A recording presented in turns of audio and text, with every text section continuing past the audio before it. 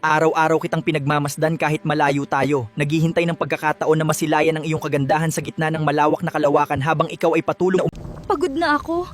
Ang sakit-sakit na. Bakit unti-unti nila akong sinisira? Hindi ko na kaya ang bigat ng dumi at hapdi na idinudulot nila. Hoy, nandito lang ako. Kahit hindi mo ako nahahawakan, hindi kita iiwan. Lagi lang akong nandito sa tabi mo para gabayan ka at damayan sa lahat ng iyong pinagdadaanan ngayon. Tahanan ko rin ito. Bakit nila ginagawa ito sa akin? Napakasakit makita ang unti-unting pagkawala ng lahat ng aking pinangalagaan sa loob ng napakatagal na panahon. Kung madilim ang paligid mo, ako ang magiging ilaw mo. Hindi ka nag-iisa. Salamat, dahil sa kapag nandyan ka, gumagaan ang pakiramdam ko. Huwag kang mag-alala, hindi kita pababayaan. Tuwing nakikita mo ako, sapat na yon para muling ngumiti ang mundo. Nakalimutan na yata nila ako.